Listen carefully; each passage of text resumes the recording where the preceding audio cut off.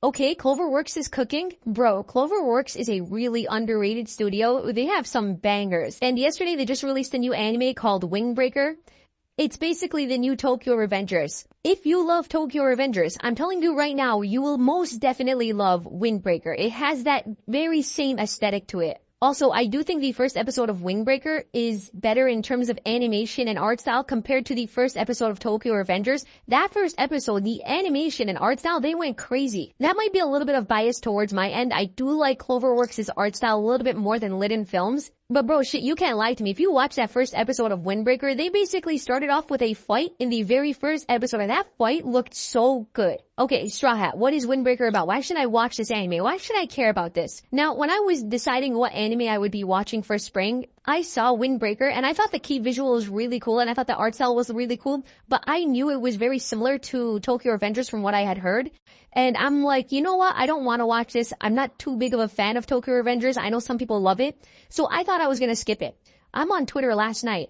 I see someone post the clip of the fight scene that's in this episode. I didn't even watch it all. I just saw like the first 10 seconds of it. And I was like, this is what's happening in the first episode of Windbreaker. I'm putting it on right now. I saw the opening as well on Twitter, which, also had me a little bit interested. They have a really good opening. So I put it on and I watched the first episode and I am hooked. I can't wait for that second episode. So it follows our main character, Sakura, who has this, I don't want to say it's a deformity. He has like this genetic difference where half of his hair is white and then one of his color, like eyes is like a different color. And if you know anything about Japanese culture, they're very strict on uniformity. It's not like the United States of America or here in Canada where individuality is like really highlighted here in the West. In Japan, it's more of a collective society. So you have to be uniform. And you could see that in the very beginning of the episode where the adults are telling him, hey, dye your hair black, do this, do that. Like you don't fit in, try to fit in even more. And Sakura doesn't really fit in. He's kind of angry at the world. And I guess maybe that's why he's a brawler, he's a fighter.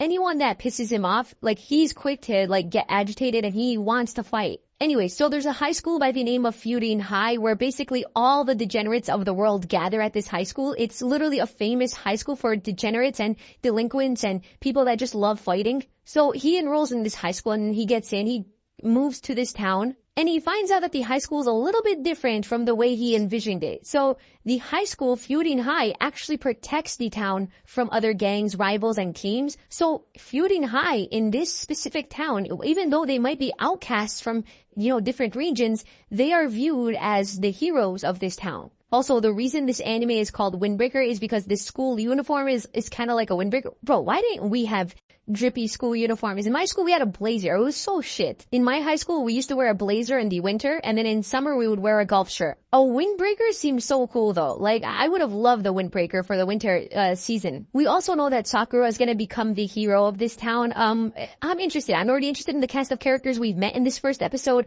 I thought the animation and art style was beautiful. The music was really good. Like, every time we had the action scenes, the music was, like, getting me hyped. Also, it's only 13 episodes. It's not a long anime, so that's why I picked it up. I was deciding whether I should pick it up or not, and I'm like, you know what? I see this all over Twitter, and it looks pretty good. I'm gonna watch it. I definitely recommend you watch it as well. Anyways, peace out, everyone. Have a good day. Bye-bye.